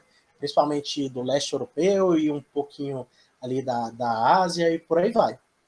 Então, é mais falta de conhecimento minha mesmo. Faz sentido. Professor Pedro, aproveitando que o senhor entrou, só queria pedir desculpas pelo inconveniente aí, porque esse negócio do MIT pegou a gente de última hora, assim, a gente tentou, inclusive, arranjar outras maneiras. Imagina, mas, lá assim, você já havia me prevenido, né, que encerraria automaticamente e tal, Eu também. Eu acabei levantando para ir no banheiro, enfim, parei, fiquei conversando aqui com a minha família e não vi, né? Desculpem também. Podia ter esperado um pouquinho, né? Uma a gente afobada, pediu para os senhores voltar só para a gente agradecer mesmo, dizer que o evento foi sensacional. Eu que agradeço pelo convite. A Isabela está aqui, inclusive, a Isabela que fez a pergunta do PT, né? Se tiver qualquer coisa para acrescentar, ela está aí. Não, eu acho que, assim, o que é interessante desse filme é porque, sei lá, né? Às vezes a gente engata, eu acho que é uma coisa que o Marcelo com certeza também tem, assim, né? Que é meio que já engatando falando de questões políticas, né? E a gente sempre sabe que tem pessoas que discordam, né? Mas, assim, claramente na realidade brasileira hoje tem um grupo que apela para o uso da força de uma forma, né? Assim, sem nenhum pudor, né? Da força e da ideologia, né? Exato, né? E eu acho que tem sim, né, um paralelo muito bom com o filme. Eu acho que Isabela pegou isso bem, né? De que esse sentimento difuso de anticomunismo, só que, de novo, né, pontuar isso, é na base da ignorância, o que é mais difícil de combater, né? Porque, assim, de onde é que está vindo essa vontade, né, de combater o comunismo que não existe, né? Assim, que não chamar a social-democracia de comunismo, eu acho que é um pouquinho, né, assim, não tem um debate teórico em jogo aí, entendeu? Tem meio que... É ideológico mesmo a questão. Não, e é uma ideologia que parte de uma coisa meio que a ideologia, de forma geral, ela tem um aspecto racional da coisa, né? Assim, não é porque é ideologia que é uma coisa completamente irrefletida, né? Mas parece ser o caso agora, né? Porque a maneira desse discurso se propagar é na base da desinformação, né? Do grupo do WhatsApp que recebeu a mensagem, que não sei o quê, né? Eu não sei da origem da mensagem, mas se ele está dizendo que é para ter cuidado, eu vou ter cuidado. Se ele está dizendo que a vacina vai mudar meu DNA, eu acredito, né? É difícil. Como é que você lida, né? Não é simples. Que vão implantar um chip em nós é uma das piores, né? Das piores questões de desinformação. E Então, sempre tem uma questão. Que tem uma um questão aparelho científica e tecnológica no meio dessa coisa. Exato. Né? E as pessoas que se preocupam, né? Vai colocar um chip para me monitorar, né? Meu amigo, quem quer lhe monitorar não precisa colocar um chip em você através da vacina. Você já tem uma coisa no seu bolso que faz isso, né? Abra o Google e coloque lá naquele aplicativo que eles têm, né? De jogar as suas localizações no mapa, né? Então, assim, meu amigo, coisa que você foi pelo menos o tempo que você tiver do Android, né? Sei lá, o sistema operacional que você tiver, vai aparecer, né? Então, assim, você está com medo de ser monitorado? Sinto muito. Você já está sendo monitorado faz tempo, né? Você nem tem ideia. E não está assentado em preocupações reais, né? São só desculpas, né? São só essa coisa, esse movimento meio irrefletido, assim, né? Que eu acredito que parar e para ver o absurdo, às vezes, é óbvio, né? Você ri e depois você tem vontade de chorar, porque, né, se ficar só no filme tava ótimo, mas não é assim. Mas eu acho que é uma atividade importante, assim, né? A gente tem o filme, eu acho que proporciona um mínimo de distanciamento, né? A gente, eu acho que sai um pouco dessa situação de se sentir sobrecarregado, né? Sobrecarregado não é nem a palavra, é pior do que isso, né? Sufocado, né? Cada dia tendo que, enfim, tentar rebater uma coisa diferente e tal, e entender, né? De onde é que tá vindo isso, assim, né? O que eu acho que o filme mostra muito bem, sendo um filme de 1964, é que, via de regra, na propaganda ideológica, né? A desinformação é o que prevalece, né? O general lá não tinha ideia do que era comunismo. O cara confundiu. E do Flur também. Não sei se vocês acharam tão engraçado quanto eu engracei, mas o quanto eu achei, mas quando ele fala a história lá do casaca vermelha, é hilário aquilo, né? Ele não tem nem ideia do que ele está falando. O cara tá colocando a rainha e o Congresso Continental no mesmo nível, assim, né? Só falta colocar a Revolução Francesa também no meio e achar que é tudo a mesma coisa. Mas o filme proporciona distanciamento, né? Eu acho que é uma coisa parecida com o que, por exemplo, na minha opinião, no caso aqui, né? O que Bacurau fez, né? Pelo menos na sessão de cinema, eu assisti Bacurau na época que ainda dava para ir para o cinema tranquilo, né? Bem antes da pandemia. E a reação foi parecida, né? Uma reação meio que de catarse, né? De, opa, né? Alguém me entendeu, alguém tem uma resposta, né? Alguém dá alguma esperança, né? E, assim, quando não tem uma esperança imediata, eu acho que rir é melhor do que não rir, assim, né? Melhor.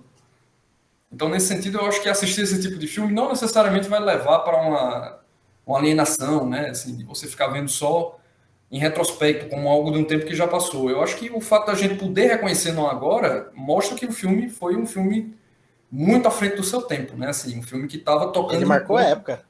Porque você vê, 1964, né? Inclusive, os equipamentos, assim, eu meio que entrei para estudar história e relações internacionais porque eu gostava muito de Segunda Guerra Mundial. Então, eu sou meio nerd com essas coisas de Segunda Guerra Mundial e eu consegui reparar que os armamentos que os americanos usam no filme são da Segunda Guerra, né? E foram utilizados ainda um período um pouco depois da Segunda Guerra, né? Nos anos 50. Então, assim, ele estava retratando... O filme foi de 64, ele estava retratando um período ainda anterior, né? Assim, ele estava retratando realmente os primórdios da Guerra Fria, né? E isso tudo já estava lá, né? Ele já foi capaz de ver que havia ali uma propaganda que era completamente fora, né, do que era política internacional, né? Uma coisa, enfim, burlesca mesmo, né? Ele pega uma coisinha também, assim, meio que discursos da época, né? Aquela coisa que pairava meio que na sociedade.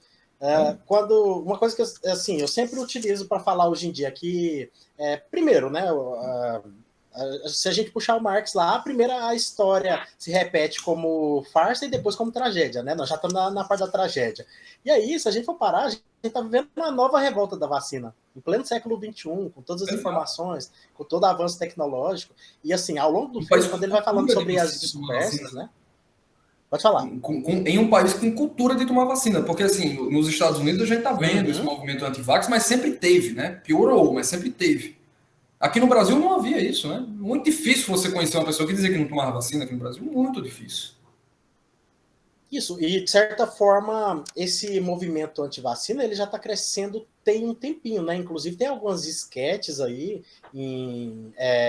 do Porta dos Fundos, naquela série do Raoni Phillips lá sobre Girls in the House, sempre satirizando essa questão do crescimento desse movimento anti-vacina. Mas é um movimento que ele vai crescendo junto com alguns movimentos que eles são antissanitaristas, sabe? Tipo, tem movimento anti-banho, movimento... e por aí vai, sabe? Dentro dessa linha. Então, hoje em dia, as tecnologias, principalmente as de higiene, elas estão tornando a ser contestadas. Sobre a questão do flúor, eu não sei necessariamente quando foi o estudo, né, que comprovou, né, que o flúor ele fazia bem para a saúde, que ele era necessário para a manutenção dos dentes e para, se eu não me engano, ele tem impacto nos ossos também. E são avanços da ciência que estão acontecendo ali. E quando esse cara traz essa teoria da conspiração, que o flúor ele é utilizado para isso e aquilo, é meio que aquela pegada anticientífica, né? Quando a gente vê pessoal com essa questão, invasão comunista, ideologia comunista, toda a esquerda é comunista, né? Tipo assim, sendo que a esquerda é um campo, um espectro ideológico extremamente amplo e multifacetado, né? E aí também fica aquela tentativa de homogeneizar tudo dentro de um pacote, dentro de um bolo só. E ao mesmo tempo também de justificar e legitimar a própria perspectiva conservadora, né? Uma perspectiva oposta, que seria a perspectiva de direita conservadora. E aí, dentro desse processo, quando se fala sobre os governos de esquerda, e aqui no caso do Brasil, especificamente os governos do PT, se esquecem que tem muita gente estudando sobre isso, dentro de uma perspectiva de que, embora eles sejam governos progressistas e de esquerda, eles não romperam com o capitalismo neoliberal. Muito pelo contrário, eles reforçaram. Nos governos Lula e governos Dilma, o Brasil e a América Latina como um todo também repleta de governos progressistas, né? Não necessariamente de esquerda, mas progressistas. Ela estava repleta ali do ideário que se firmou. Nós estamos num processo de desindustrialização e reprimarialização da economia, dentro daquilo que a Maristela Svampa, né, a socióloga argentina, denominou de consenso das commodities. Né? Outros autores também trabalham com essa ideia de consenso das commodities, mas é isso, a expansão da fronteira agrícola, tanto do Brasil quanto dos nossos irmãos vizinhos aqui, se expandiu muito, né? Não só agrícola, mas a questão da pecuária, a questão da mineração, e essa reprimarialização, ela surfou na onda chinesa, claro, né, do crescimento chinês, mas ela repercutiu nos nossos próprios processos de desenvolvimento, né? Embora tinham-se projetos ali políticos de autonomia, na prática e em termos econômicos ali, é reforço da dependência, né? Sim. E aí, tudo isso acaba sendo interessante também, né? Basicamente sim. isso, Laura. Quer dizer, Lara. Pode falar, Pedro. Não, eu só ia... Enfim, eu não vi qual foi a pergunta específica de Lara. Foi uma das que a gente já respondeu ou não? Não, ela só falou sobre o filme abrir brechas para várias discussões, inclusive atuais. Sim, muitas, né? Muitas discussões mesmo. Assim. Ele é um filme que ele tem um humor muito... Mas tem uma pergunta ali. Tem uma pergunta? Deixa eu dar uma olhada, então. Dá uma olhadinha no chat. Ainda pode trazer para nossa realidade diferentes temas. Pessoalmente, qual cena vocês mais curtiram e acharam mais relacionada, conectados com dias atuais? Veja, a cena que eu mais curti, eu não sei se é tão relacionada com o dia atual. Assim, com certeza foram várias cenas que eu ri muito, né? Essa cena que eu já falei, né, do general tendo o surto psicótico dele com a metralhadora, né, e chamando o britânico sem querer ajudar. Aquela cena foi hilária, né? O britânico dizendo que nunca atirou na metralhadora, só dirigiu um Spitfire, então só, né, apertava o botãozinho que acionava 6 metralhadoras, diga-se de passagem, né? Então ele não atirou 1, ele atirou 6. São 6 ou 4, sei lá, não interessa, né? Mas, enfim, eu ri muito com aquela cena do Red Coat e tal, né? Ri muito com a cena da histeria, né? Dimitri, não seja histérico, né? É realmente hilário, assim, né? Uma coisa... esse humor nonsense que é muito bom, mas eu acho que a cena que eu ri mais, né? Agora parando para pensar, talvez eu tenha rido mais do que essas todas, é a cena em que o Mandrake, né, é rendido pelo oficial que invade, né, a base aérea, e ele tenta telefonar para o presidente, e aí ele tá, né, sem nenhuma moeda, né? E aí ele pede, né, só de lembrar já começa a rir de novo. Ele pede para o oficial pegar a moeda, né, na máquina da Coca-Cola, né? E aí o cara... Isso é propriedade privada, isso é propriedade da companhia da Coca-Cola. Se por algum acaso aconteceu alguma coisa comigo, quem vai responder é o senhor. O cara, ou seja, né, o sujeito está lá, né, no meio da possibilidade de um cataclisma global e ele está preocupado se a Coca-Cola vai querer ressarcimento por uma máquina, né, assim, é muito bom. Boa moeda. Não é esse humor, enfim, mais explícito que a gente está acostumado, né, mas eu acho que esse momento eu gargalhei, assim, né? Eu lembro que da primeira vez que eu assisti eu gargalhei e só de lembrar agora eu já comecei a chorar de rir, né? É realmente muito bom, assim. Mas que realmente remeta para o nosso momento, eu acho que aí eu não sei se tem uma cena em específico, né? Eu acho que a cena com o Dr. Strangelove, eu acho que são as cenas mais impactantes. E na minha cabeça, né, eu posso estar viajando demais nessa comparação que eu fiz, mas... eu vi aquela cena final como um contraponto direto àquele discurso, digamos, otimista que Chaplin faz no Grande Ditador, né? É o exato oposto, assim, né? Então, o discurso do Grande Ditador é um discurso de superação, né? O discurso de Dr. Strangelove é o discurso da vitória do mal, né? Assim, do mal, aqui no termo mais de Hannah Arendt, que eu nem costumo utilizar muito, mas enfim, né? Foi o que me veio à cabeça agora. Né? Esse triunfo do mal como essa coisa, não o mal ético simplesmente, né? O mal como uma instituição, né? O mal incrustado dentro do Estado, né? Uma coisa que não enfim, despersonaliza, né? Um Estado completamente disfuncional. E, enfim, eu acho que aquele discurso é muito impactante, né? Mas não sei, assim, eu acho difícil tentar pensar uma cena que traduza mais a nossa realidade. Eu acho que, pensando no caso brasileiro, talvez seja a cena que a gente mais comentou mesmo, lá do General Ripley, né? E a fixação dele com flúor e relações sexuais mal resolvidas, né? Eu acho que aquilo traduz bastante coisa, né? Para a gente hoje, assim, né? Não dá para negar. Para nossa realidade, pensando no Brasil, né? Eu acho que essa parte do flúor, mais das relações sexuais mal resolvidas dele, né, e de uma certa paranoia, eu lembrei muito de em certos momentos ali, aquilo ali ser trazido nos discursos da Damares, né, e em todo o discurso bolsonarista, assim, é meio que a base do discurso bolsonarista, né, e trumpista também. Então, esse fenômeno da ascensão conservadora, ao mesmo tempo que ele faz a gente rir de nervoso, ele traz essas questões ali na formação, né? Porque ele, por vezes, ele traz algumas alas ali radicais dos setores religiosos, dos setores conservadores da sociedade. Nós temos um grupo ali do idade mais avançada, né? Que é meio que ligado aos ideais puritanos, e aqui no Brasil a gente tem algumas figuras emblemáticas, né? Então, vendo principalmente essa parte lá do cara falando sobre toda essa paranoia do flúor e de as mulheres estarem ali tentando roubar a energia vital dos homens através da atividade sexual, e aquilo ali, é sério, eu ri bastante de nervoso, mas ri bastante. Não, e eu acho que Kubrick colocou de forma proposital uma série de... Não é apenas uma coisa que o General Ripley fala, né? É tudo que ele faz, né? Todo o aspecto físico mesmo dele, né? Da fisionomia dele, né? Aquele sujeito com essa cara meio impávida, né? E ele para figura, assim, e ele para em contemplação. Né? Completamente disfuncional. O tempo todo com charuto na boca, né? Que, enfim, Freud às vezes disse que o charuto é só um charuto, mas às vezes o charuto é outra coisa, né? Assim, né? Em termos simbólicos, né? Em termos... Uma coisa que eu ia falar justamente é sobre isso. Né?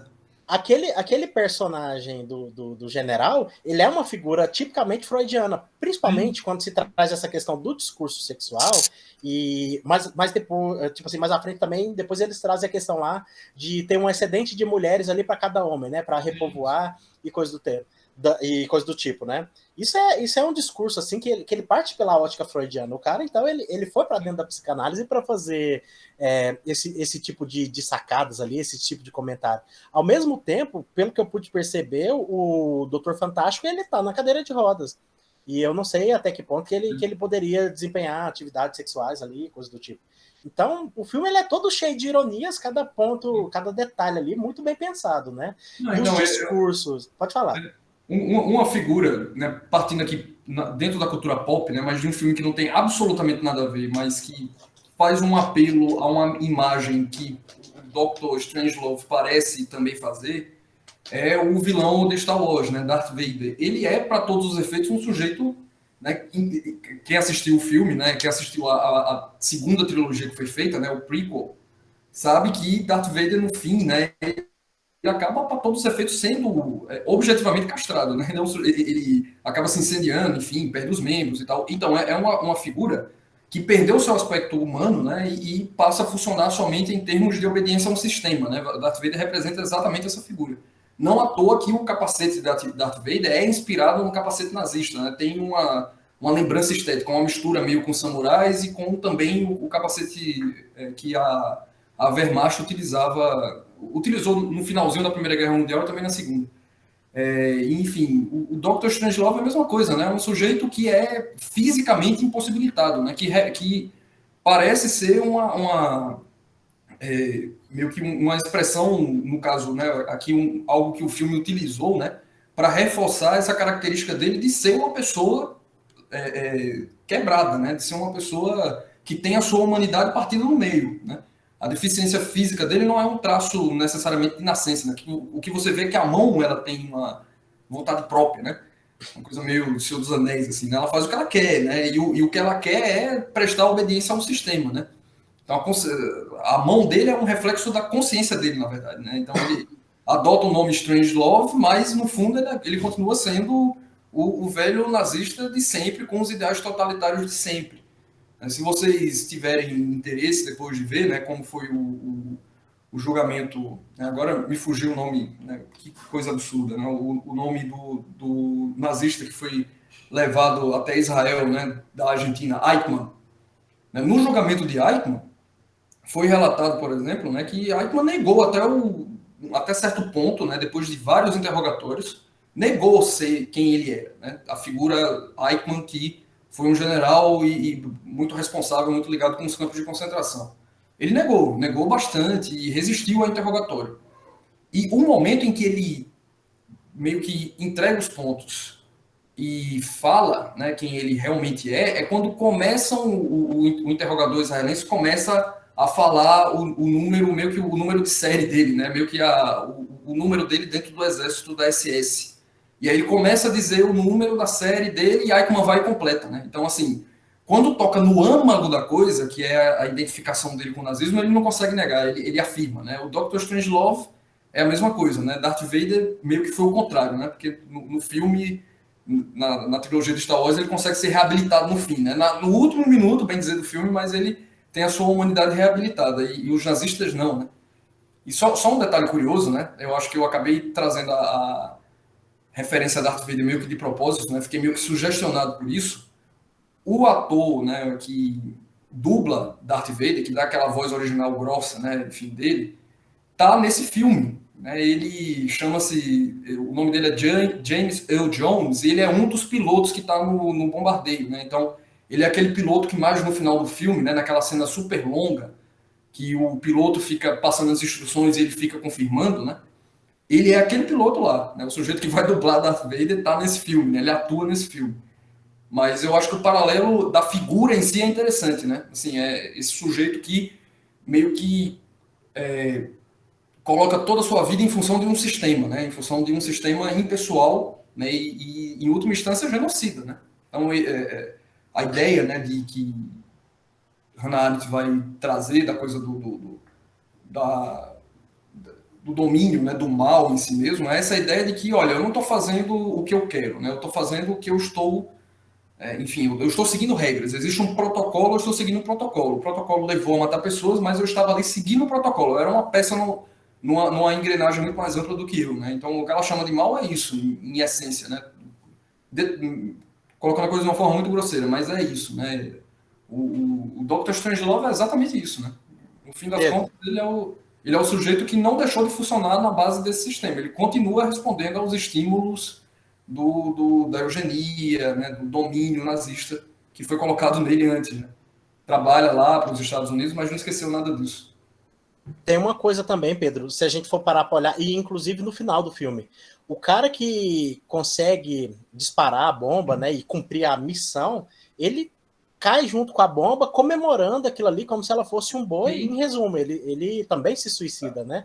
E exato. Aí a gente consegue observar muitos aspectos ali de psicologia, tipo o sadismo humano. Se a gente for para o campo da filosofia, daria para falar sobre deterioração moral. E o próprio Freud também traz essas questões, né? E essa questão meio que da degeneração, até mesmo que é trazida pelo nazismo ali, ela tá meio que no Doutor Fantástico, fica meio que evidente, né? Que, tipo, os preceitos morais, tanto de mortes aceitáveis ali pela explosão das bombas e o próprio processo de destruição como consequência, né, pela retaliação da União Soviética e uma reconstrução que viria depois, eles acabam sendo já normalizados ali naquele momento. O general que estava ali assessorando o presidente, ele, em muitos momentos ali, ele fica entusiasmado com as possibilidades das bombas ali atingirem a União Soviética, né? Pensando em dominar, e isso, Ele pensa em dominar e em subjugar a União Soviética, retirar o poder deles e preservar o arsenal, né? Então ele pensa por fatores puramente estratégicos, né? Pode falar. Rapidinho, desculpa interromper, mas só um parênteses, né? Ele chega a invejar a máquina do juízo final que a União Soviética tinha, né? Quando o cara tá falando o que é, né? O embaixador tá falando o que é, ele tá lá conversando com outro cara, né? Meio que dá uma cutucada assim e fala, pô, se a gente tivesse isso, né? Imagina, assim. Ou seja, é um fetichismo completo, né? Atribui ao armamento, é como se o armamento fosse o fim em si mesmo, a destruição fosse o fim nela mesma, né?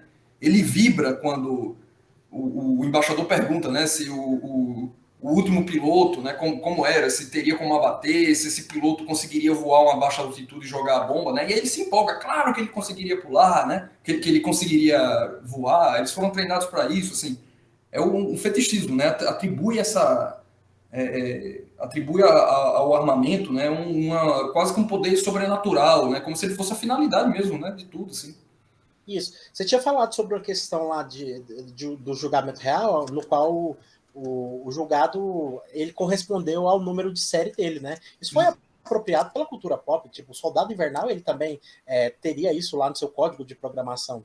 E nos Estados Unidos, essa ideia também de que eles sempre são os grandes vencedores de toda a guerra a qual eles se propõem, é marco da indústria hollywoodiana. Só que o Kubrick, ele utilizou aquilo ali para ironizar também a questão, né? Totalmente, né? Isso. Uma questão também que tinha essa relação conflituosa com Hollywood, né? Que aparece, né? Coisa do tipo também em outros filmes dele, né? Odisseia no Espaço tem uma crítica forte ali, né?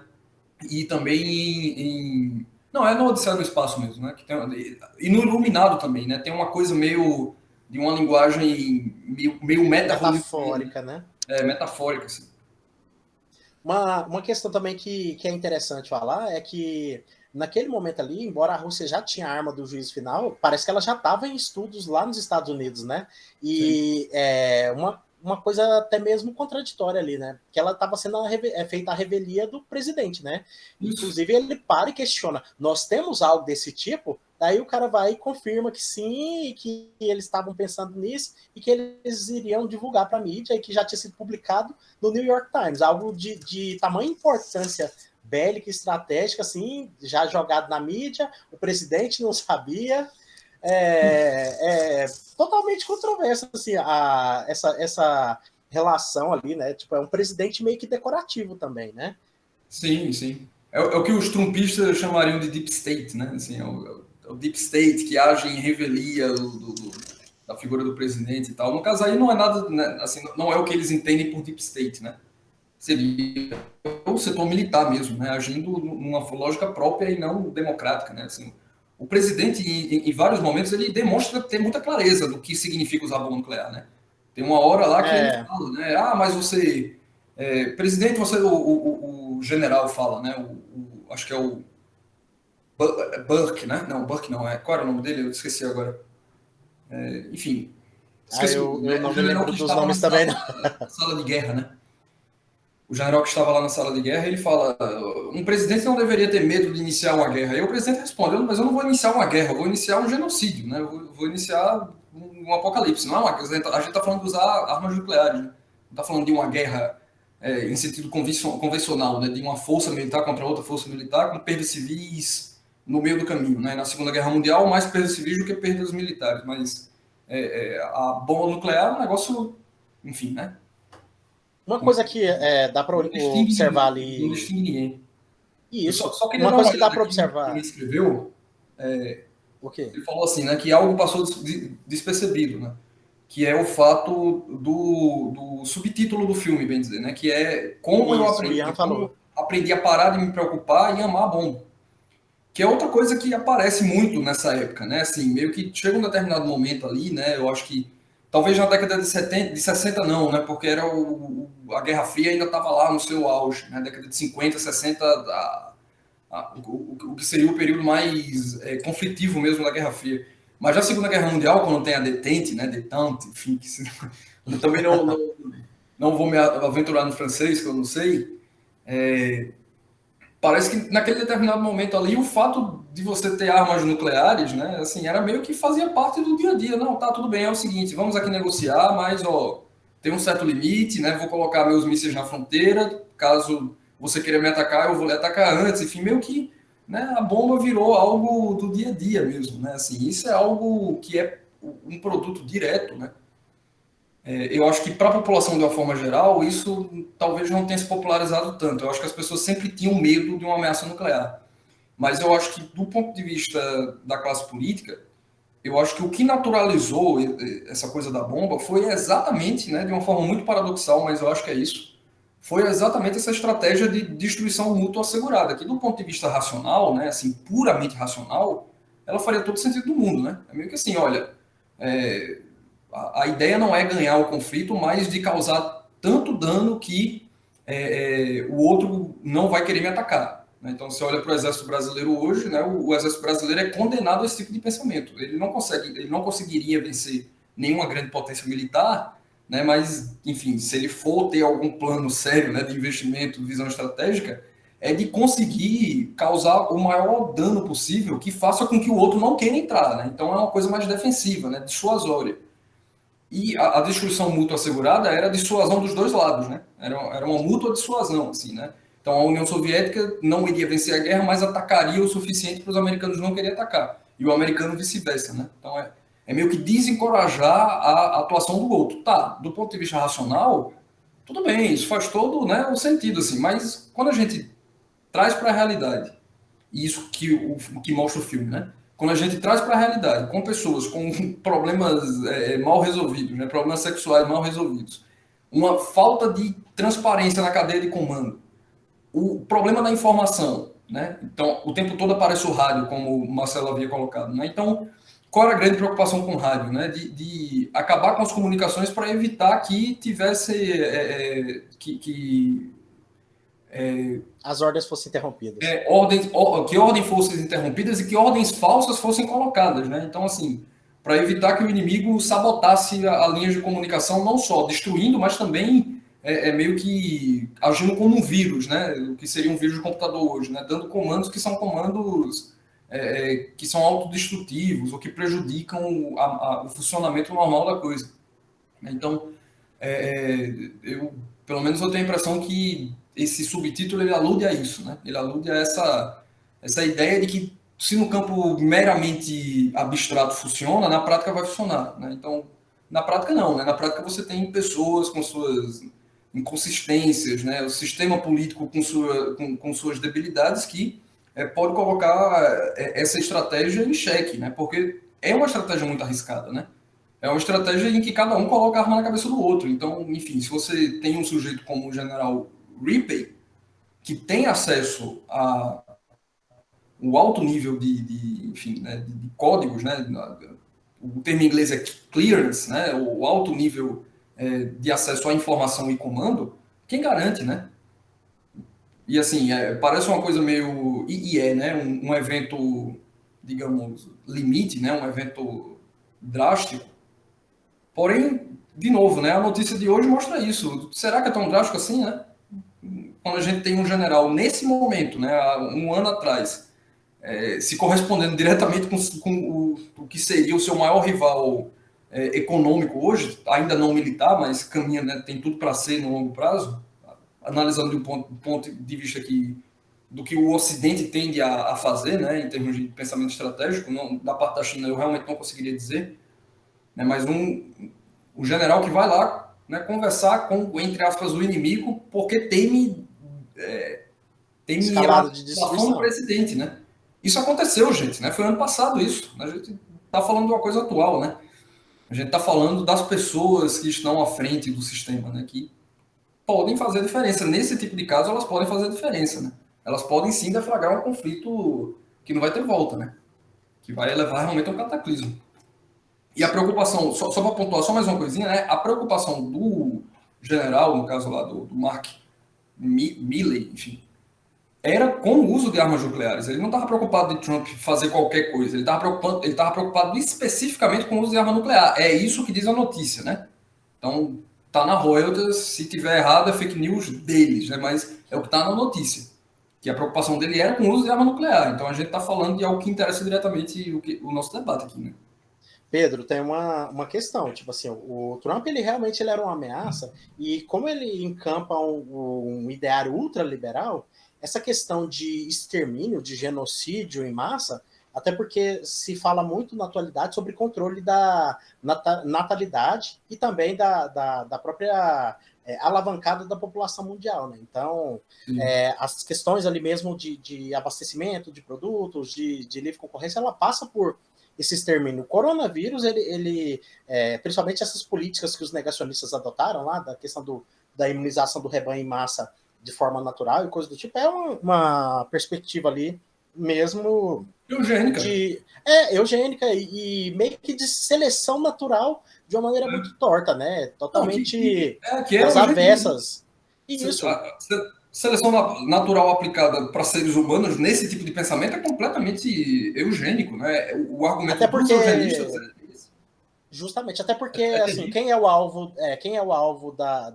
do contágio pela pandemia? São pretos, pobres, periféricos, são pessoas ali nas camadas mais baixas, que elas são obrigadas a sobreviver ali dentro de ônibus lotados, que elas são obrigadas a ter amplo contato, elas são obrigadas a trabalhar e elas não têm condições de ficar em casa e o Estado também não está dando suporte. Lá nos Estados Unidos ainda teve um suporte melhor do que aqui, mas assim, pelas políticas, até mesmo pelas falas governistas, a gente sabe que eles não estão bem melhores do que nós nesses termos, né? Até essa cultura anti-vacina, ela diz respeito a isso. Uma coisa importante, assim, antes da gente encerrar, falar é sobre a estereotipação do comunista dentro daquela perspectiva de que os russos eles não bebem água, eles só bebem vodka. Exato, né? E aí, essa questão ela é importante de ser falada, porque além de ser uma crítica à xenofobia, a essa percepção de desumanização do outro, do né?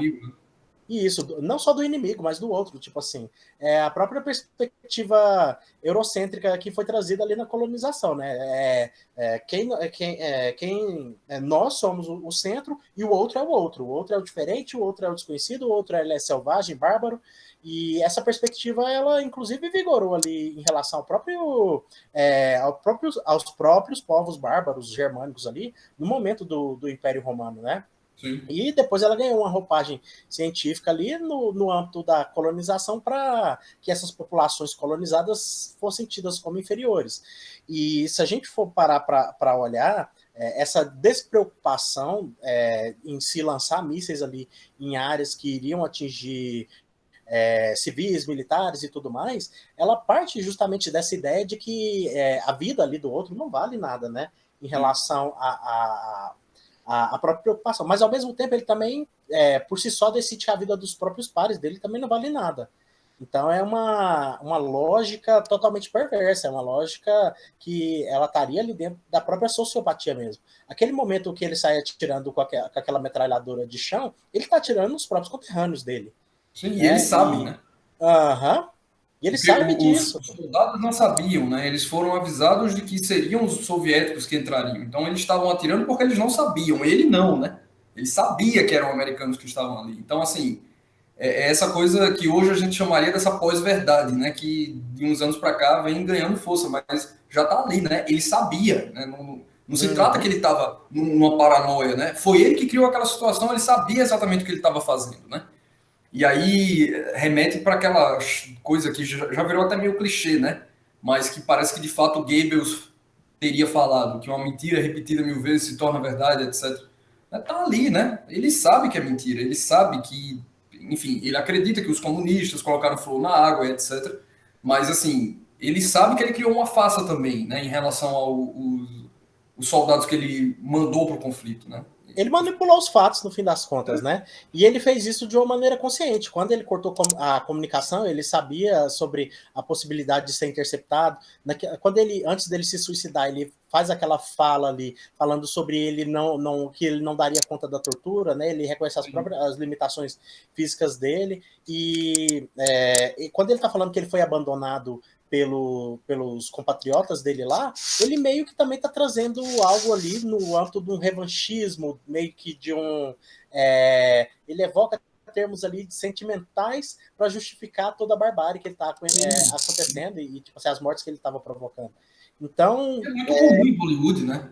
Muito. Assim, Se a gente olhar pelo ponto da psicologia, a gente praticamente tem um prato cheio ali, dá uma sessão de terapia aquele filme. sim, não, a coisa de Hollywood é triste se você, assim, se você estiver só buscando diversão e tal, né, beleza. Acho que às vezes você consegue meio que deixar um pouco o pensamento crítico de lado, mas eu acho que quando envolve questões internacionais, eu acho que a gente tem uma sensibilidade maior, né, sendo internacionalistas e dando aula no curso de Relações Internacionais. Então, é muito difícil ver aqueles filmes americanos sobre qualquer conflito, né, porque qualquer conflito que os americanos participam, assim, é o excepcionalismo. Né? Eu acho que tem até um vídeo de Gregório do Vivier que saiu esses dias que ele fala disso, né? E fala de uma maneira muito interessante, fazendo humor, né? Muito bom. Né? O americano, ele via, né, Hollywood, alimenta essa coisa, né? De que ele tá lutando a guerra, ele mata as pessoas, mas o outro mata pela razão errada, ele mata pela razão certa. Né? Assim, ele tem a reserva moral, né? De fazer as coisas assim. E mesmo quando ele está agindo dessa forma completamente imoral, né, para todos os efeitos, como o general estava lá fazendo, mas tem um ideal por trás, né, uma coisa, sempre tem essa coisa, né, meio triunfalista, né, e ao mesmo tempo, não sei explicar assim, né, que sei lá, né, torna você colocar uma cena de sexo algo chocante, mas uma pessoa sendo morta, metralhada, não, né? Hollywood, em resumo, é isso, né? Um filme que coloca uma cena de sexo explícito em Hollywood é raro, você olha assim, né?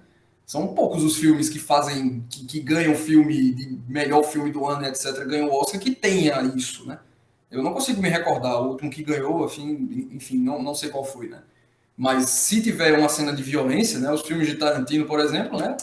Maravilha, e eu adoro Tarantino, tá? Não me julguem mal, não é isso. Estou dizendo assim, que tem uma disposição... também, mas a gente tem aquela ressalva, a gente conhece o local de onde ele está se posicionado, né? Sim. Uma questão também que é, tipo assim, que é importante trazer sobre essa tese da excepcionalidade dos Estados Unidos, eu acho que a gente já está excedendo a hora bastante. Não, aqui, a gente já excedeu. Mas assim, só a gente pelo menos fazer essa pontuação. Aqui, né?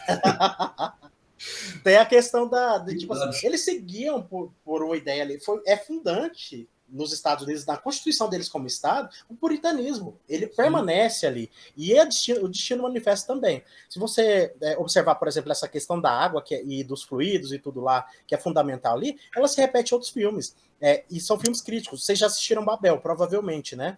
Babel, ele é ele é um filme ali de alto orçamento, tem o Gael Garcia Bernal, Brad Pitt, a Kate Blanchett, um elenco enorme, né? De muito peso, ambientado em vários cenários. Uma cena icônica para trazer ali, fora a temática de terrorismo, de suposto terrorismo, e uma eminência de uma invasão dos Estados Unidos ao Marrocos, é a questão de aquele momento ali no qual eles vão pedir uma água, eles falam assim, olha, não sei a procedência dessa água, não sei o que lá. Eles têm uma visão sanitarista e higienista, assim, né, e de que lá é o local, um local onde o pessoal tá com a campanha maciça de não tomar banho, inclusive entre os famosos, questionando a higiene de outros locais. Daí, ao invés de pedir água, eles pedem uma Coca-Cola, porque dali eles saberiam a origem, dispensando a ideia de que a Coca-Cola ela é produzida com a água e os recursos hídricos locais, que ela, inclusive, se apropria das fontes. Então, é daquele jeito assim, trocou meio que 6 por meia dúzia, né?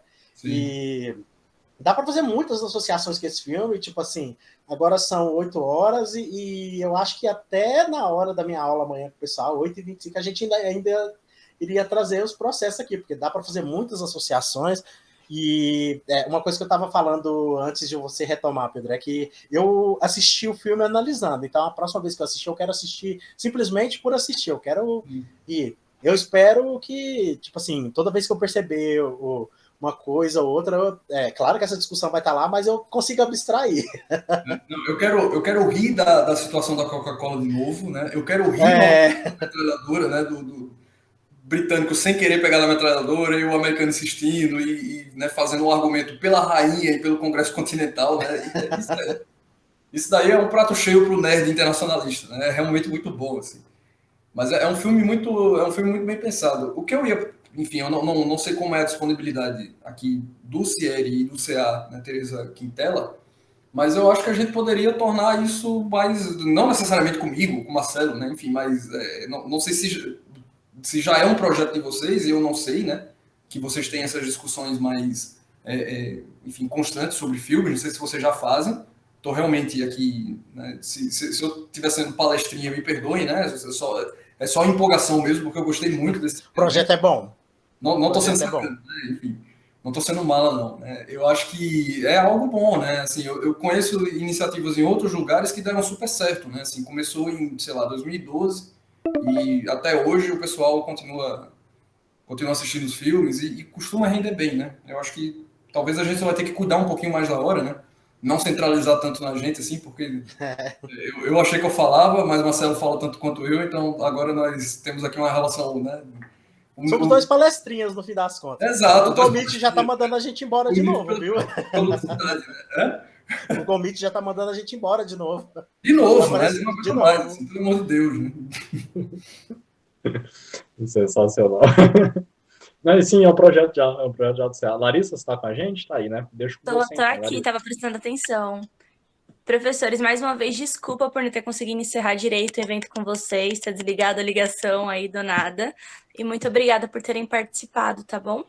Só vou pedir agora para quem tiver aí conseguir abrir a câmera para a gente fazer um registro da nossa reunião. Vocês gravaram essa segunda parte? Porque se vocês publicarem o vídeo na questão, vocês podem juntar os vídeos e aí eu acho que ficaria coeso. Não, a pena que tinha um outro público acompanhando a gente, eles não conseguiram voltar, né? Onde é que vocês publicaram? Acho que no YouTube, né? No YouTube?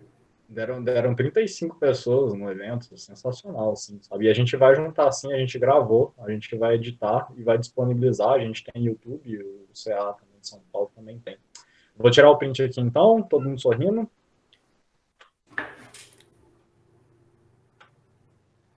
Prontinho. Professores, obrigada de novo, viu? Foi ótimo ter a participação de vocês. Bem, eu que agradeço. Também agradeço. Estamos por aqui. Né? Assim como o Pedro também me coloca a disponibilidade para outros eventos. Né? Pode ser eu e o Pedro, pode ser o Pedro e outro professor. Chamem os palestrinhas, né? Dei pelo menos meia hora para cada um de nós, porque nós gostamos de falar. Vamos comprar uma plataforma só para vocês. A gente vai achar uma plataforma para render mais esse debate. Por favor, não faça isso. Eu sou geminiano, gente. Eu vou empolgar com uma coisa dessa. Eu sou sagitariano, então eu acho que a gente tá realmente numa... Bando dos loucos, porque o meu ascendente é sagitário. Valeu demais, professores. Logo a gente posta os negócios e manda para os senhores, viu? Foi sensacional. Tá bem, obrigado, Larissa. Obrigado, Marissa. Obrigado, Pedro. Obrigado, Marcelo, Lara, Letícia. Valeu. Obrigado, Ian. Obrigado pelo convite. E demais, né? Obrigado, Marcelo, também. Obrigado, Pedro. Obrigado a todo mundo. E obrigado pela parceria, gente. É isso. Boa semana para vocês. Boa semana para vocês também. Obrigada, professor.